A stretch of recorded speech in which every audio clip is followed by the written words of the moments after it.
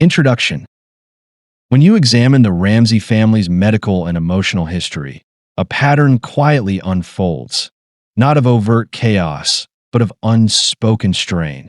Beneath the polished image was a household marked by chronic illness, untreated emotional distress, and medical complexities that rarely received full acknowledgement.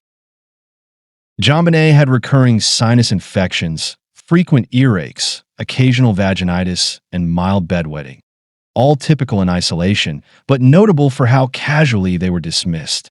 Patsy spoke of wiping issues and diaper rash-type irritation, but didn't follow up with doctors unless it became visibly uncomfortable.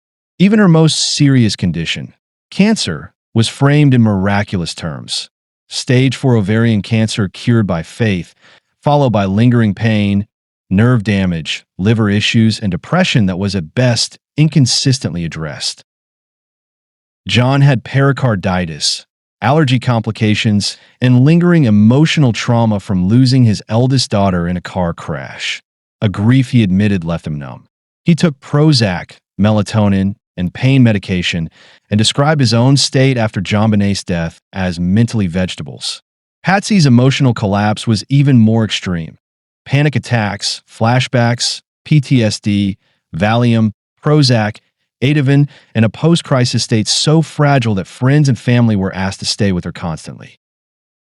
And then there's Burke, a boy who once accidentally struck his sister in the face with a golf club. A boy who wet the bed into older childhood, saw a child psychologist after JonBenet's death, and quietly began locking doors and watching for strange cars. Individually, these facts may seem unremarkable, but together, they suggest a home where pain, physical, emotional, even spiritual, was treated as something to manage quietly, explain simply, and move past quickly. This wasn't a house full of neglect. It was something harder to define, a place where discomfort was normalized, not addressed. And when the ultimate trauma occurred, when JonBenet was found dead in that house, the question wasn't just how it happened. It was why so many other signs, warnings, and symptoms were never truly faced in the first place. And we back at it. Before we move forward, I have to say thank you again to Trace for sponsoring this next video. Once again, coming back. Thank you so much, Trace. I appreciate you. I really do. I got to give you a hug. And got to give you a fist pound. Boom. Thank you so much. Hope you're doing well, and hope you enjoyed this next video. 2. The pattern of injuries and medical oversight in the Ramsey household. Start with the golf club. When JonBenet was just a toddler, around 2 or 3 years old, Burke accidentally hit her in the face while playing. It left a visible bruise and a small abrasion. Patsy took her to a plastic surgeon, who said it would heal on its own. An isolated childhood mishap, perhaps, but not the last time concern brushed up against dismissal. As JonBenet got older, a series of low-level but recurring health concerns started to surface. She had frequent sinus infections, earaches, and occasional irritation that her mother attributed to learning hygiene habits. Patsy described her daughter's wiping as not terrific and noted some occasional soreness that she treated with over-the-counter creams. These weren't dramatic episodes, just small discomforts, handled quietly and without follow-up. Then came the bedwetting. Patsy said it wasn't a problem. John agreed, noting that all of his children had wet the bed at some point, and that in their household, it was seen as normal. JonBenet's bed had a plastic covering on a mattress, which both parents considered standard for kids who were still growing out of nighttime accidents. And yet, this pattern of recurring physical complaints, however minor, rarely seemed to generate medical concern. According to Patsy, JonBenet was taken to the pediatrician for colds and sniffles, but not specifically for these other issues. Even when asked about how often the discomfort occurred, or if there was ever any discharge or infection, Patsy's answers remained vague. She didn't deny anything outright. She just didn't remember details. She repeated that JonBenet was a healthy child. John, for his part, was even less involved. He characterized the day-to-day health concerns as mother-daughter stuff, adding little insight into the specifics. What he did share was the broader family view. Things were normal. No big deal. This approach wasn't limited to JonBenet. Patsy's own medical history tells a deeper story. Diagnosed with stage 4 ovarian cancer in 1993, she underwent an aggressive treatment regimen that included powerful chemotherapy drugs, multiple hospital stays, and a complete hysterectomy. She lost feeling in her legs due to nerve damage, had ongoing liver sensitivity, and carried a prominent surgical scar. She also suffered mood swings, panic episodes, and bouts of exhaustion, compounded by the trauma that came later. Her medication list grew over time. First Paxil, then Prozac, then Ativan, plus sleep aids and sinus prescriptions. And yet she insisted she was stable as a rock. She claimed she never had panic attacks and never took Xanax. Her memory of the early months after JonBenet's death was marked by sedation, grief, and episodes of withdrawal. But Patsy's public tone remained composed, always composed. John's health history followed a similar arc: substantial issues, modest language. Years earlier, he'd been hospitalized for inflammation around his heart. He'd struggled with allergies for much of his life. But when it came up in interviews, neither he nor Patsy recalled the diagnosis with clarity. He was also prescribed Prozac, melatonin, and pain medication, but framed his emotional state as tired, worried, nothing abnormal. In regards to these claims, it does seem like Patsy had quite a range of physical and emotional challenges related to her ovarian cancer and its treatment, as well as some of the later trauma related to JonBenet's death with regards to the ovarian cancer diagnosis and the stages there. Patsy was diagnosed with ovarian cancer. I think she stated in her April 1997 interview that it would be 4 years in July since her diagnosis, which would place that diagnosis in 1993, July of 1993, somewhere around there. John Ramsey also recalls her stomach starting to swell in June of 93, leading to her diagnosis around the summer of 1993. Patsy was diagnosed with, I think, stage 4 ovarian cancer, which John Ramsey noted would statistically give her only a 5% chance of survival for more than a few years. And initially, after an operation in Atlanta, it was thought to be stage 3, but further examination revealed a golf ball-sized tumor, and I guess that spread to her lymph nodes, which confirmed that stage 4 cancer. And they kind of talk about some of this stuff in The Other Side of Suffering, and they talk about some of this stuff in The Death of Innocence. So some of the treatment and physical effects, including the nerve damage and the exhaustion. Patsy's treatment was described as very aggressive, focusing on ovarian cancer, involved heavy dosages of 3 drugs. I think it was Taxol, cisplatin, and cytoxin, or cisplatin and cytoxin, administered monthly for about a year. She had a portocath, as we mentioned before in other episodes, permanently installed for IV administration. Each chemotherapy session lasted 36 hours. Is just absolutely crazy. And she talks about, I think John talked about this in 1998 interview. And then, talked about some of it in The Other Side of Suffering. So in terms of her experiencing exhaustion, the treatment seemed to have been harrowing.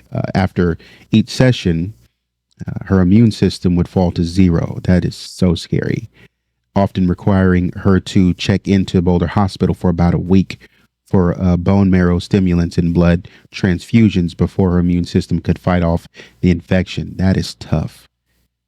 She was often nauseous on flights home and could barely sit up. This reminds me of the Vanity Fair article by Anne Louise Bardock called Missing Innocence, if you don't know. But if you've been listening to me for some time, you know, and where she was kind of talking about Patsy traveling by herself And, some of the people, I think even Pam and, having to get on to John, and Judith Phillips even had something to say about that, having to get on to John about Patsy, doing this stuff by herself. And if this is what she was doing, I know people who've had cancer before and have been able to live through it. I know they've gone through a lot. And even people who didn't make it, they go through a lot in treatments. But this is another level of description that is just crazy. And, I know John has to make the money, but this is tough to do by yourself. This is tough to go through by yourself, man. It really is. And so she would have to go to Boulder Hospital to try to, get her immune system in check. And she was often nauseous on flights home and could barely sit up. She jokingly said her Boulder oncologist had to fight to keep her alive after the NCI doctors injected enough chemotherapy poison to nearly kill her.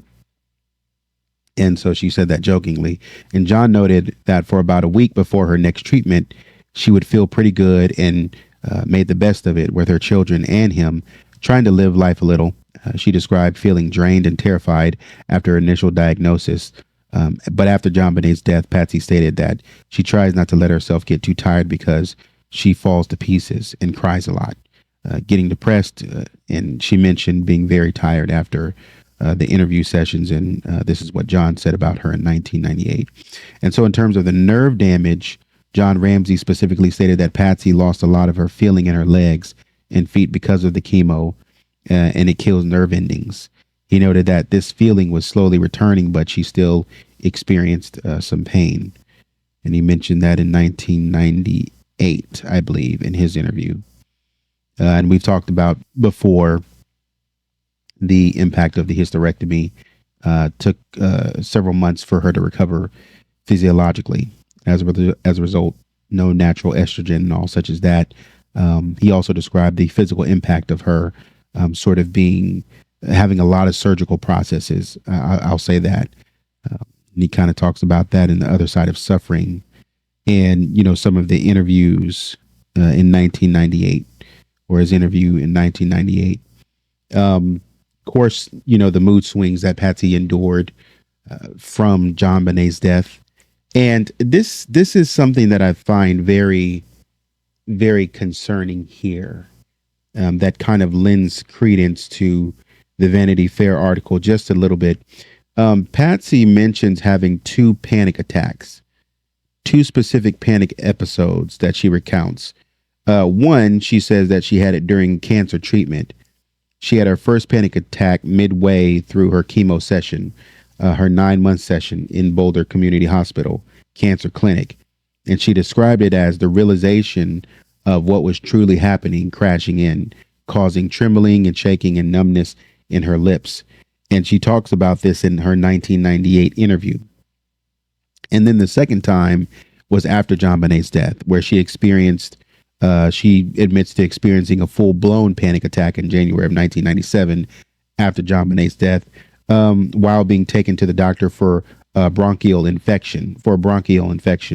And she described hyperventilating and needing medication. And she mentions this in 1998. Here's the discrepancy. When John Ramsey was asked if Patsy ever had panic attacks, he stated that she's as stable as a rock, and he had never known her to have them or be treated for them. And he added to that by saying it would be a surprise to find out that she did have panic attacks, basically. And so, and he said this in 1998. If I'm looking at the specific wording of it, he's having an exchange with Mike Cain. And Mike Cain is basically saying, and I think you have already answered this, you didn't have any discussions with your wife about UTIs that your daughter had. And he says, no. Mike Cain comes back and says, what do you know about Miss Ramsey having panic attacks? And John says, I don't know it. And Mike says, I think he goes on to say, John Ramsey says, I don't know it. What is a panic? What he asked for clarification on what a panic attack is. And that's fair. Not everybody knows what a panic attack is. So he asked for clarification on it. He says, I really don't know what it is. Can you kind of help me and maybe describe it? Mike Cain says, well, it's just the feeling that, you can't control the moment, and you kind of leads you to overacting to something maybe more than you would within a normal range. Just, like a feeling that you can't handle a situation. And John Ramsey says, she's as stable as a rock. Mike Cain says, so you've never known her to have those? John Ramsey kind of says, no. Mike says, never known her to take any medication for those. John Ramsey is kind of nodding. Mike Cain says, would it surprise you to find out that she did have those panic attacks? I'm feeling that blanking, but would it surprise you to find out that she did? John Ramsey says, yeah, that would. And, that's kind of sad. Let me be honest with you, man. That's a little sad, because this does give credence to the Vanity Fair article that Patsy was going through some stuff. She was struggling through some stuff and going through some stuff. And, John didn't even know. Now, couples don't always share things with their spouses. But that's just, sometimes you want to be seen in a certain light with your spouse, but also too, sometimes that's indicative of maybe you don't feel emotionally safe in some regard. And I'm not saying that John did anything wrong. I'm not trying to insinuate that. Just sometimes you just, there are certain things about yourself that you don't want people to know. And so you just don't tell them. But that's kind of sad, because it's more of this thing that we see going on with this family. When we talk about the family dynamics of Patsy, seemingly suffering in silence is what seems to be happening. And Burke? He had common childhood issues like strep throat and occasional nighttime accidents well into later childhood. After JonBenet's death, he began therapy, not because of visible breakdowns, but as a precaution. His therapist said he was adjusting well. He made friends at his new school. He called the police interviews boring, but his parents noted a few subtle shifts. He started locking doors and watching his surroundings more carefully. All of this builds into a quiet but distinct pattern, discomfort that rarely escalated into action. Bruises were explained. Emotional breakdowns were reframed as stress. Physical irritation was treated with creams, not medical follow-up. Medications were taken, but not fully acknowledged. Illnesses were managed, but never deeply discussed. None of this proves neglect, but it does suggest a culture of downplaying pain, of letting little things slide until they blurred into the background. In the Ramsey household, things were treated when necessary, but not always examined closely. And that reluctance to confront discomfort directly would become hauntingly relevant when the greatest trauma of all finally occurred. And so with respect to Burke then, and kind of seeming or calling the police interviews boring, I think both, and I was saying before in another episode that John and Patsy both corroborate this. During, her June of 1998 interview, Patsy was asked about Burke's preparation for his interviews, which had taken place a couple weeks prior. And she stated that she did not talk to him about the questions. Instead, Burke had been seeing a child therapist, Dr. Jaff, and Patsy wanted to ensure Burke's mental health was cared for, particularly to prevent repercussions later in life. And Patsy recalled that Dr. Jaff had informed Burke that fellows were going to come to Atlanta from Colorado, that it would be a kid-friendly environment, and that Dr. Jaff would be present. Patsy herself did not watch Burke's interview as it was happening, nor did she watch the tape afterward. She asked Burke how his day was, and he replied, fine. I'm sorry.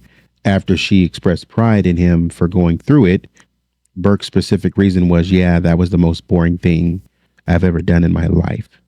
Patsy also mentioned speaking with Dr. Schuler, Detective Schuler, who indicated that Burke was not too traumatized over it.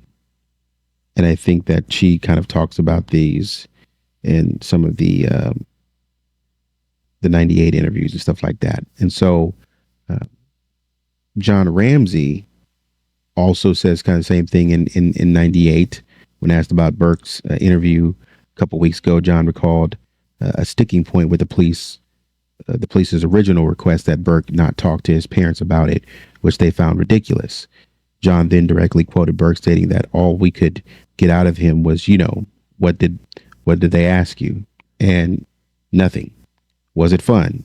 And Burke, said it was the most boring thing I've done in my life. And that was kind of the end of statement. And so Brian Morgan kind of added, recalling Burke's answer as, where did you go out? What did you do? And then I guess Burke was kind of like, nothing.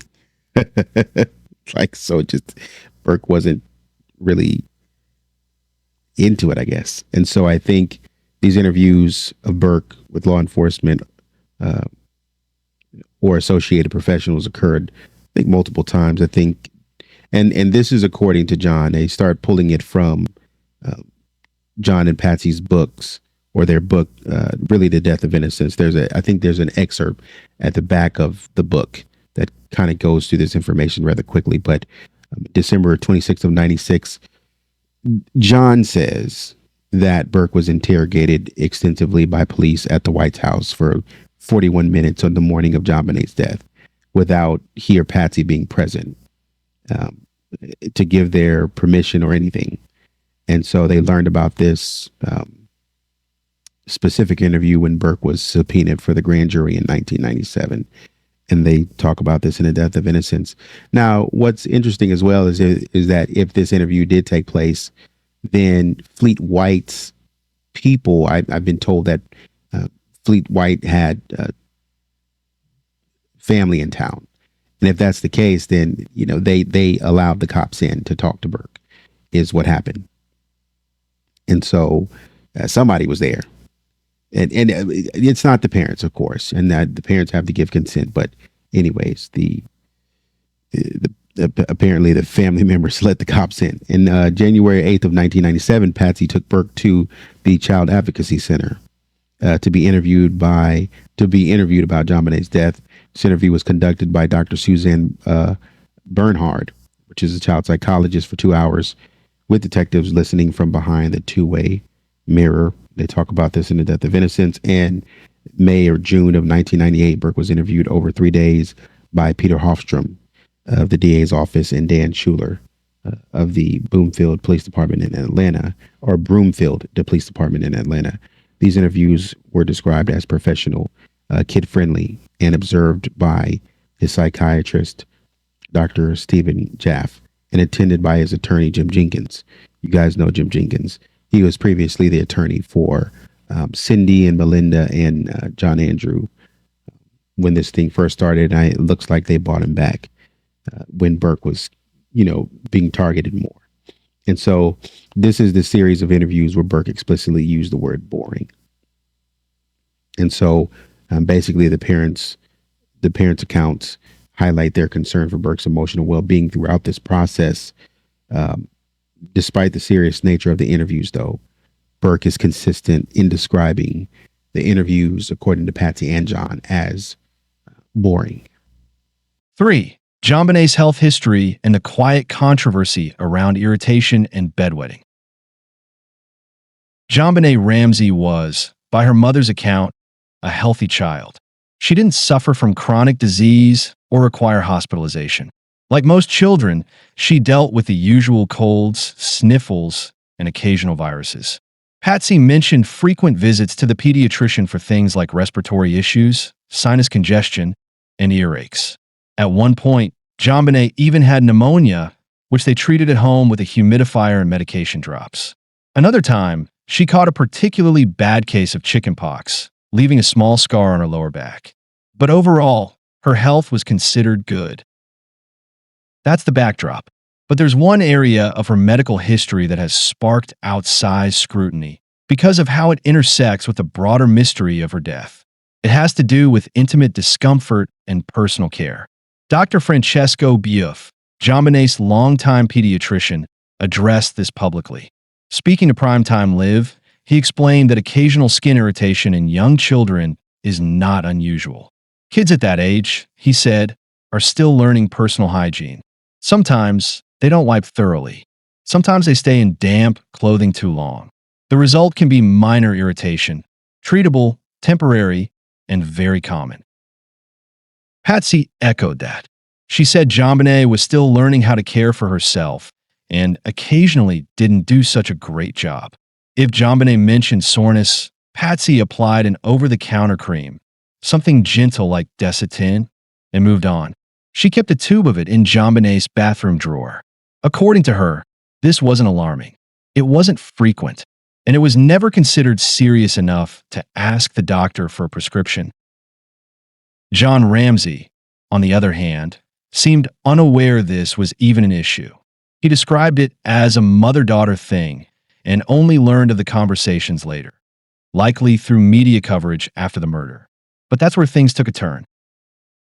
In the months following JonBenet's death, whispers began to spread.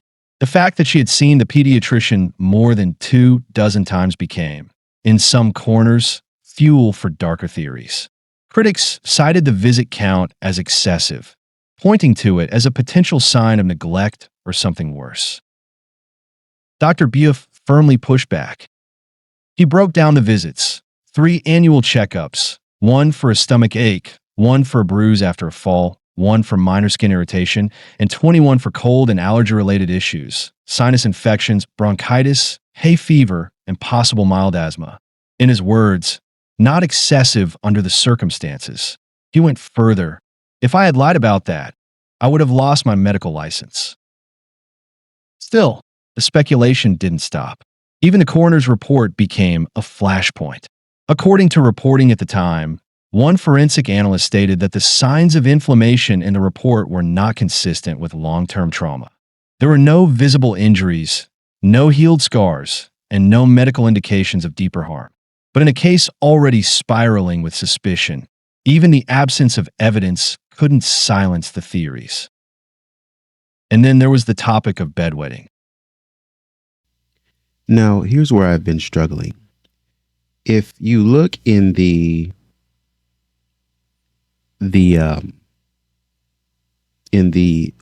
pathologist's report, and somebody mentioned this, and you see discussions of, you see the word chronic, you may see the word chronic show up several times. And that's with respect to a few things. You have chronic with respect to the trachea, I think it is. And you have the word chronic, I think, used with respect to the thyroid. So to me, as I understand the word chronic, now it has been said, or maybe suggested by the Ramsey family, that, there is no prior issues with JonBenet. And so, but that doesn't negate, and I know Dr. Buff said what he said, but the autopsy report also said what it said. The word chronic is in there a couple times. Now, if we start by looking at, the discussion of chronic in terms of the trachea, and I think there was a discussion of that with Patsy, and that she said that JonBenet, had some respiratory issues, of course. If I can read the exact language, there's, for the trachea, and this is from the autopsy report, there is a mild chronic inflammation in the submucosa of the trachea. And I will move on to the, I think it's the thyroid. The thyroid gland is composed of normal appearing, I think it's follicles, an occasional isolated area of chronic interstitial inflammatory infiltrate is seen. There is also a small fragment of parathyroid tissue. Now, when I see the word chronic, that means, I think in those cases, it's a long-standing issue of some sort. So it's not the first time it's happened. There's history there. The body is showing history there. We can make sense of that when we understand Patsy's words in that JonBenet had these issues that she's going to the doctor for. And Dr. Buff will even tell you himself, yeah, it was for these respiratory issues, if I'm remembering correctly. It's for these mostly respiratory related issues. And you have some other things, maybe having to do with the fact that she doesn't wipe well enough, maybe some bubble bath issues, and she's trying to learn that. But my concern comes from the fact that there's chronic inflammation in maybe some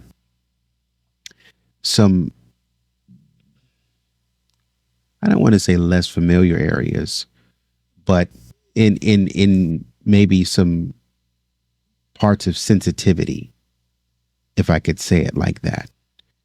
There's chronic inflammation there. And if it just said inflammation, that would be one thing. But we're talking about chronic. That means, I'm sorry, the word implies that this ain't the first time. So, when we get down to it, I know that the Ramseys want to scream and holler and kick and pout, but the autopsy says chronic. I didn't say that. The autopsy says chronic. So there's some sort of long-standing issue. And it also uses the word interstitial, I think. And so there's a major difference between outside irritation and what the medical examiner found in the report. And while Patsy said things like, oh, this the bubble bath or poor wiping may have caused some discomfort, the evidence in the report seems to tell a different story. The findings showed a kind of long-term irritation, not on the outside of the body, but in relation to some soft tissue deep within the body. And so we're not talking about some sort of surface level redness or a rash. Okay. It's something that's happening maybe underneath a top layer of skin, down in the layers where the immune system may be responding to ongoing disruption. And so that kind of inflammation does take time to develop. And it chronic seems to suggest that it's not coming from a one-time event. Now, of course, like we said, we know that JonBenet had a history of, I'll call it the itis. She had a history of the itis and maybe some other infections. Okay. And these are some things that are common for young kids who are learning about hygiene. But infections like that usually affect, I think, as I understand it, the outer parts. Those infections sort of are external in a way. And there's like general redness, right? Not focused on tissue damage. We're getting to like a more specific. We're not talking about general redness. Like if I look at my hand, there's a general redness on my hand or something like that. We're talking about what it seems as if the report is talking about is that there is tissue damage that is being found, and there's inflammation in the tissue, right? And so the report showed a breakdown in the lining of the area, specifically at a marked point, along with maybe like these trapped blood cells and foreign particles, which means that something had been pressing or moving against that exact location multiple times. And so it's slowly sort of wearing down. It's like a friction on a napkin, like you're like slowly wearing it down. And so I don't think this comes from soap irritation. Again, I'm not a medical professional, so, do your own research. But I'm just saying, I don't think this is coming from soap irritation or because somebody is learning how to wipe. I think, this tissue has been physically worn and is now sort of reacting from the outside. It's physically worn. And I think of it as like it's trying to scab over maybe.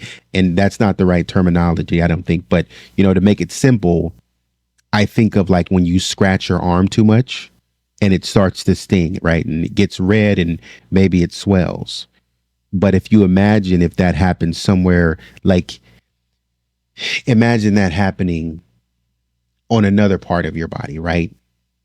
Maybe maybe a part of your body that's much more sensitive. Okay. And instead of being scratched once, it's being repeatedly irritated over time. Same exact spot. Repeatedly irritated over time. The body's going to start to fight back a little bit. It's trying to send cells to repair what's getting damaged. And that's what chronic inflammation is. And that's what the report is describing, from what I can understand. This is not a sudden thing that happened. It's like not this just happened. And, when they asked Patsy about it, Patsy was like, oh, I'm just shocked. I'm just shocked. Who's reporting that? The autopsy. The autopsy is reporting that. To give me a name, because you're going to try to sue somebody. The autopsy is reporting that.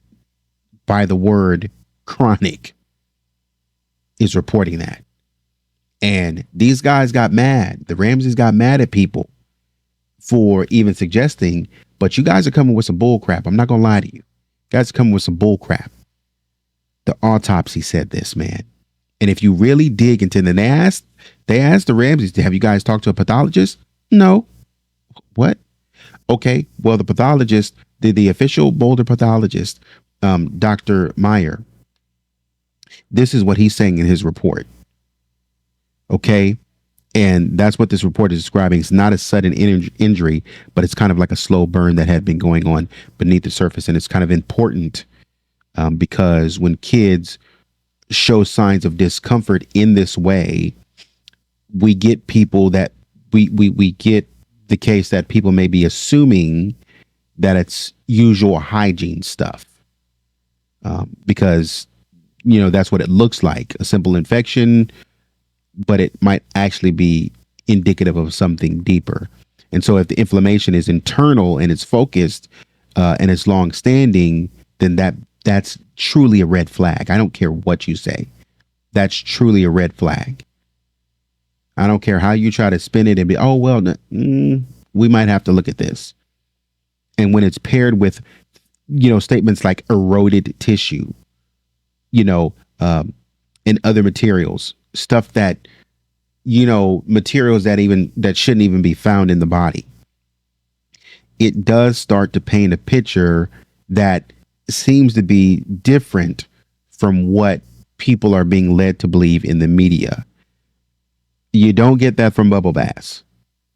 You get that from contact that I don't think you get that from from bad contact. It's just bad contact is where you get that from. So I'll leave that there because I might touch on it later on when I go over the report officially. But yeah.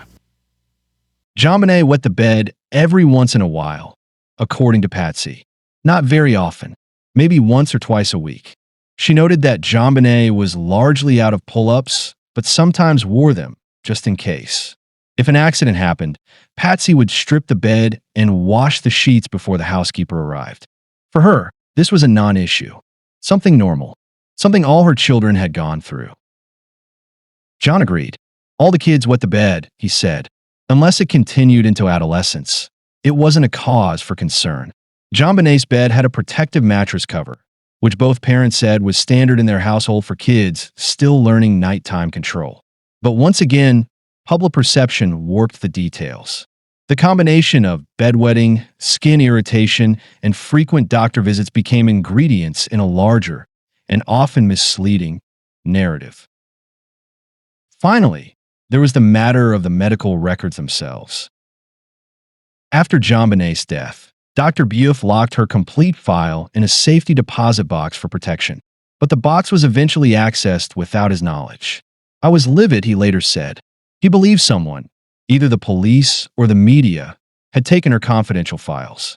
At one point, Detective Tom Trujillo submitted medical documents, handwritten by Patsy herself, to the Colorado Bureau of Investigation for further analysis. In the end, JonBenet's medical history became part of the case, not because it was alarming, but because it was misunderstood, speculated on, and used to fill in gaps that hard evidence had not. The irritation, the accidents, the visits, they were real. But they weren't hidden, and they weren't ignored. Whether they were misinterpreted or misrepresented depends on where you stand in this case. But here's what matters. A handful of minor issues became a lightning rod for suspicion. And once again, the family's explanations, though consistent, weren't enough to silence the doubt. Because in a case built on fragments, even ordinary facts don't stay ordinary for long.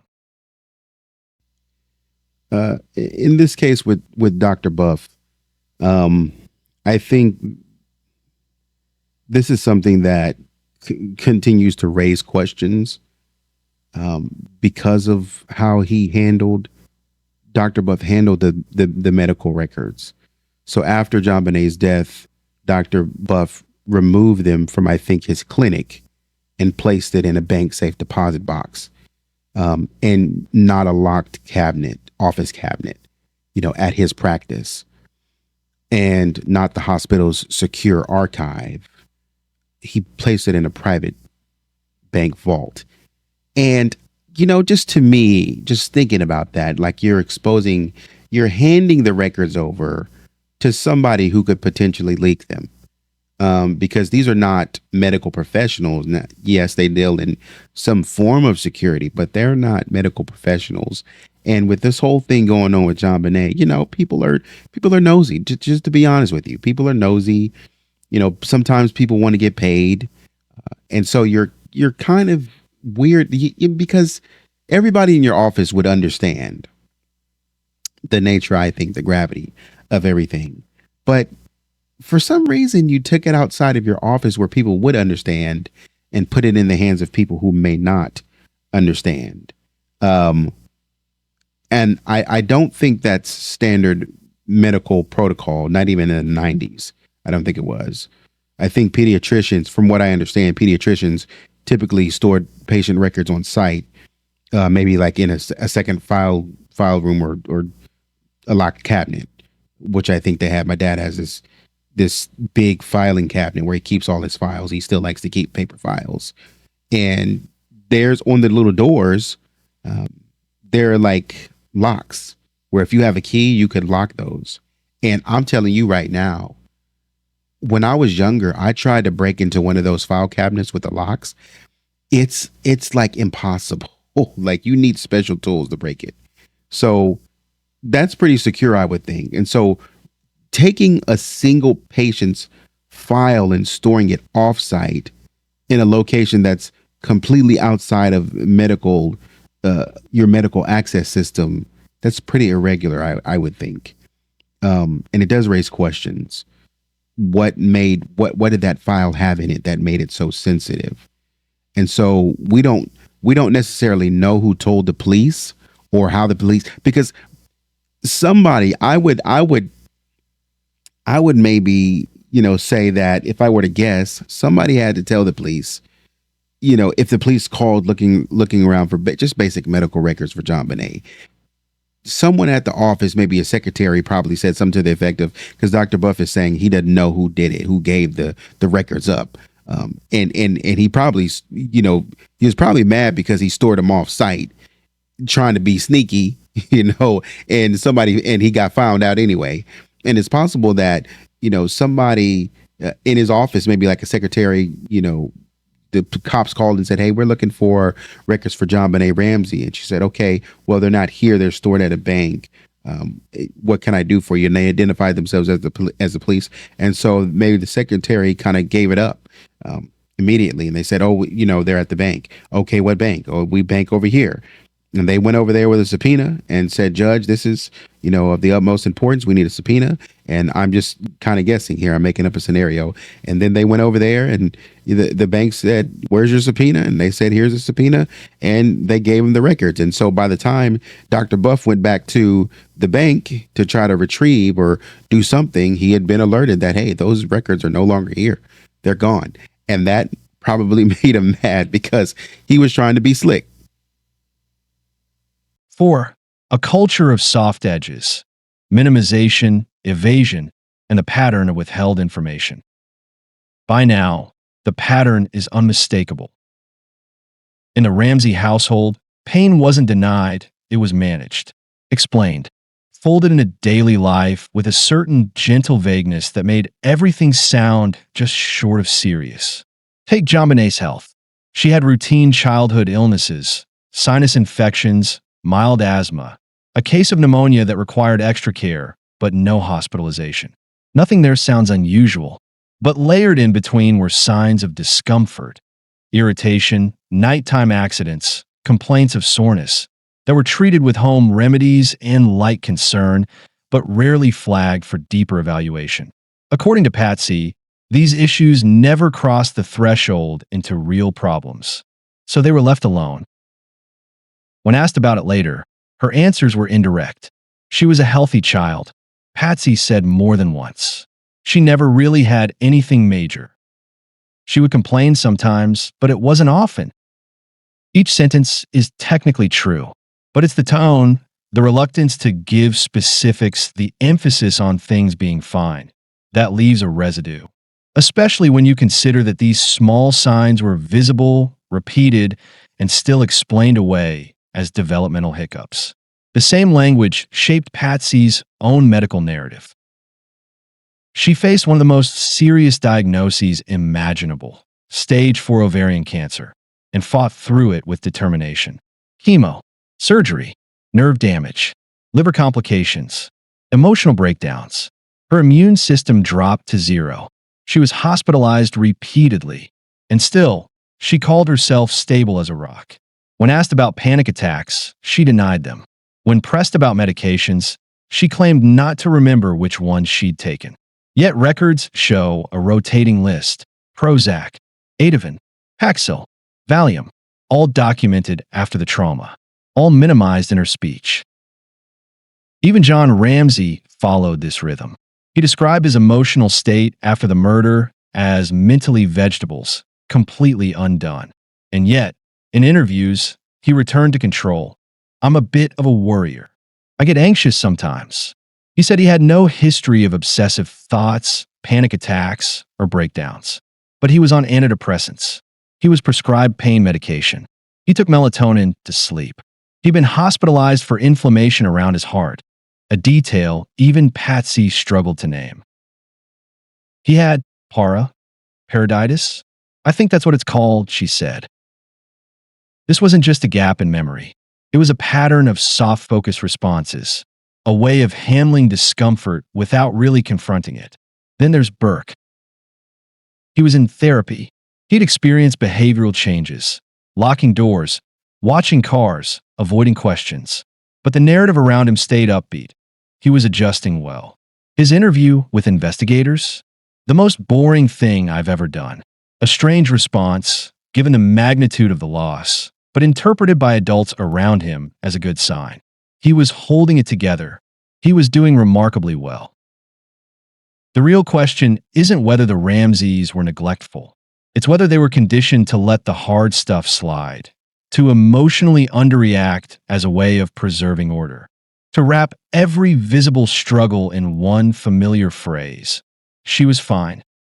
He's fine. We're fine. But what happens when that approach becomes habit? When discomfort is always downplayed, when symptoms are addressed but not explored, when trauma is acknowledged but never truly absorbed. What you're left with is not just a household that missed warning signs. You're left with a household that trained itself not to look too closely. That doesn't mean anyone intended harm, but it does mean that the very mechanisms designed to keep the family stable, reframing pain, redirecting concern, smoothing over distress, may have also kept them blind. Blind to what was building, blind to what broke, and maybe even blind to what was left behind. I will say this about what they said, what Patsy was saying about Burke in the Death of Innocence, in their book, The Death of Innocence, co-authored by her and Patsy. I'm sorry, her and John, with help from, I think, Roverstock. I think Patsy described Burke as being like John, and especially in stressful situations. She said distant and seemingly detached in those scenarios or situations. But she said that, her and JonBenet were more extrovert. They were the extroverts of the family. That was her side. But, when we parse through that, John doesn't seem distant or detached. His answers just in this case, his answers don't seem detached at all. He's there. He just says, I don't know a lot. But that's not distant. That's just saying, I don't know. He is, it seems, detached when it comes to Patsy's medical history. He is detached when it comes to talking about JonBenet using the restroom, is what it seems like. But in terms of the entire process, it doesn't seem like John is detached at all. It just seems like he has his theory that he wants to kind of pursue, and maybe the cops are not pursuing that at all, or they're not pursuing it fast enough for what he wants. That's it. So that only leaves Burke as being detached and distant. I would say that based on some of the statements that Burke made, I'm just moving on with my life. She wasn't there, so I didn't draw her. That's more distant. That's more detached.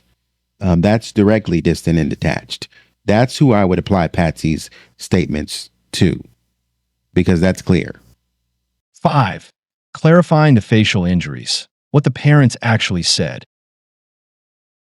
Let's return to something often misunderstood, the facial injuries involving JonBenet and Burke. These moments are sometimes overanalyzed by outside observers, but when we focus strictly on what the parents themselves described, we're left with something far more straightforward and still worth considering in the broader emotional landscape of the family. JonBenet's facial injury happened when she was very young, about 2 or 3 years old. According to Patsy, she and Burke were playing when he accidentally struck her in the face with a golf club. The impact left her with a black eye and a small abrasion. Patsy said she took JonBenet to see a plastic surgeon, not because the injury was life-altering, but out of concern for any possible long-term scarring. The surgeon reassured her that the mark would go away on its own. No one described this as a traumatic event. There was no indication of behavioral changes or lasting conflict between the siblings.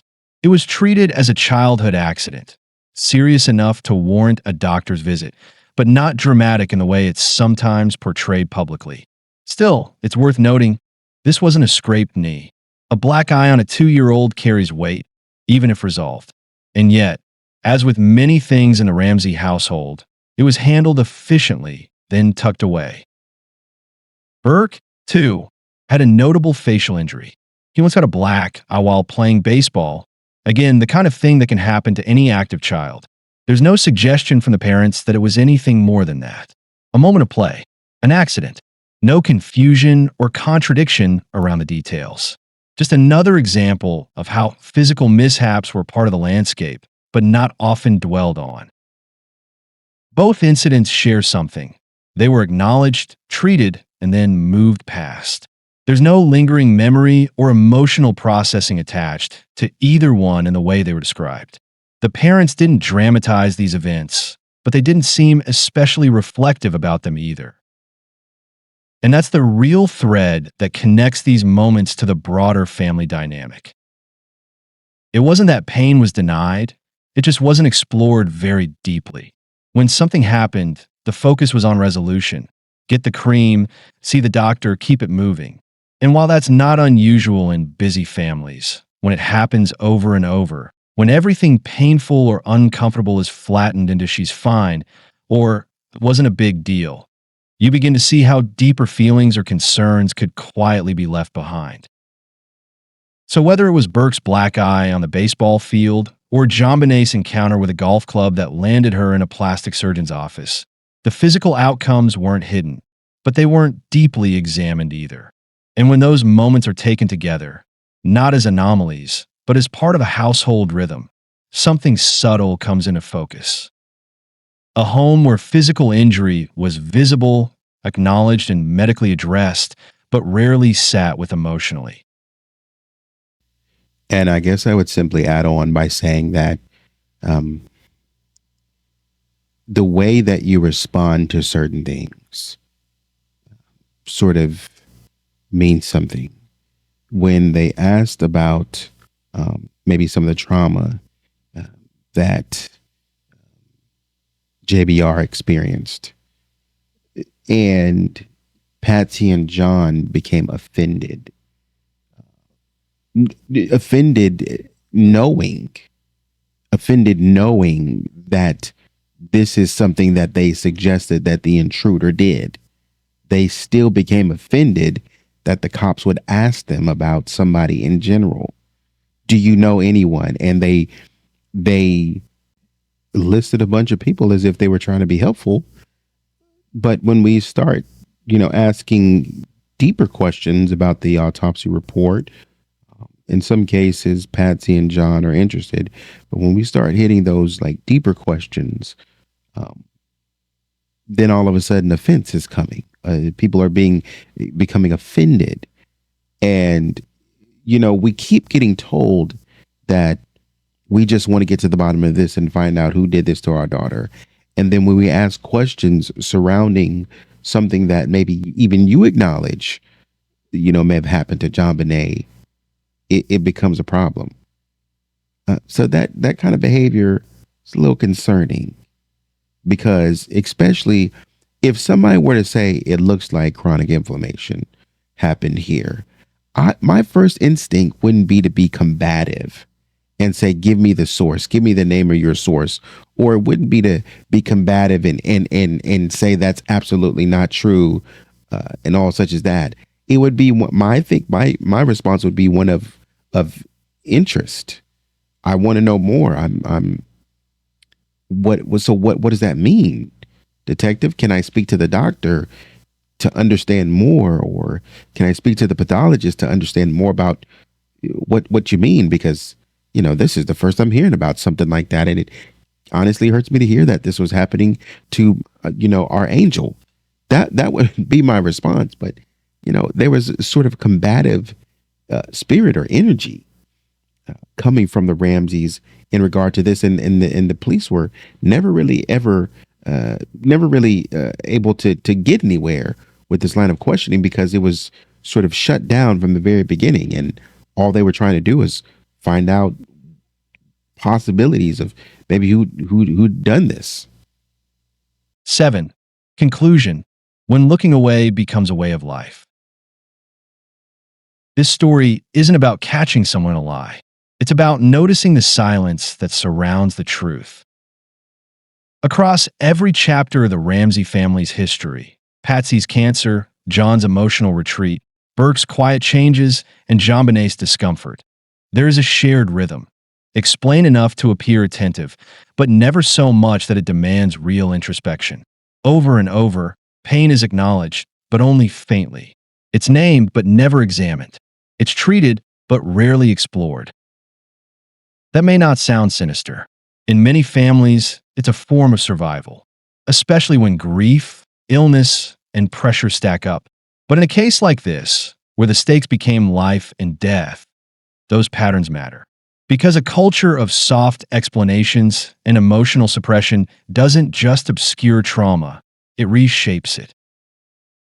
JonBenet's health history was real, but it was selectively remembered, cautiously shared, and often reframed in language designed to soften concern. The irritation was not a problem. The bedwetting was not a big deal. The anxiety, the panic, the sorrow, always manageable, always private, always toned down. And yet, behind those softened edges, there were sharp realities. A child who was in and out of the pediatrician's office more than 24 times. A mother who suffered nerve damage, mood swings, and panic attacks she later claimed not to remember. A father who described numbness and hopelessness, but insisted he'd never had anxiety.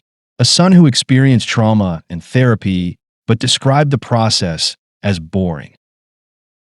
It all fits, not into a theory of guilt, but into a portrait of a family that may have been unequipped or unwilling to deal with what was right in front of them. Because when avoidance becomes habitual, truth becomes slippery. And once you've practiced looking away for long enough, you might not notice the moment when the thing you've been avoiding becomes irreversible. This doesn't mean the Ramseys didn't love their daughter. It means love alone doesn't protect against silence. And sometimes silence is where the most dangerous things take root. And I think that's pretty much it. Let me know what you think. Like, share, subscribe. Thanks for watching. Let me know what you think down in the comments. Hope you're doing well. Take care of yourself. Love on yourself. Thank you for your support once again. And until next time, take it easy.